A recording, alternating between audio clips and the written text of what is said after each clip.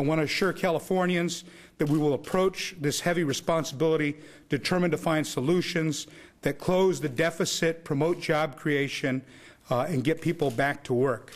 With that, I'd like to now turn the podium over to Assemblymember Bob Blumenfield, the chair of the Assembly Budget Committee. Thank you very much, Mr. Speaker.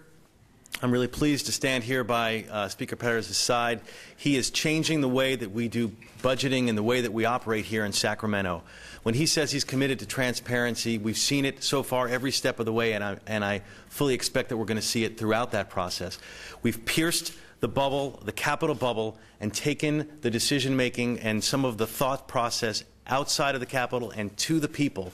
As he mentioned, all of the different budget forums where we've used new interactive technology so that we don't just hear their voices in the one-on-one the way typical budget forums work, but we're hearing their collective voice through this Next 10 voting process.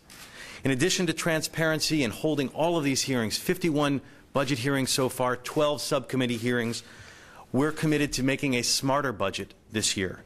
And what a smarter budget means? It means we're going to look at some of the things like cost shifting that occur. We're going to look at some of the things like federal leveraging, and we're going to make sure we take all of these things into account.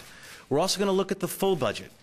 You know, people talk about the budget being $85 billion. Well, it's $135 billion when you include the $50 billion worth of tax credits and tax deductions. We need to say that there are no sacred cows. We want to promote jobs. We want to look at all of the spending that there is, whether that's expenditures, credits, it's all spending. And we're also focused, part of the transparency and being smart about this means that we're not going to let extraneous policy matters just in the dead of night seep into the budget process.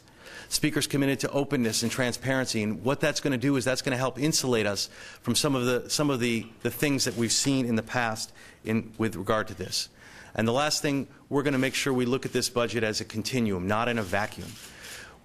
The Speaker and I are freshman members, so we have a longer-term horizon to look at in the future, and we're going to look at budgeting in the longer-term horizon. And we're also not going to, we're going to look over our shoulder to where we've been, and we're going to recognize that that cuts that we make now are cumulative.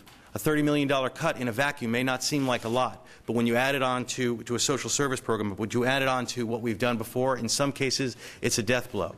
So we're going to have a smarter, transparent budget that grows jobs, and I'm proud to be by the Speaker's side on this.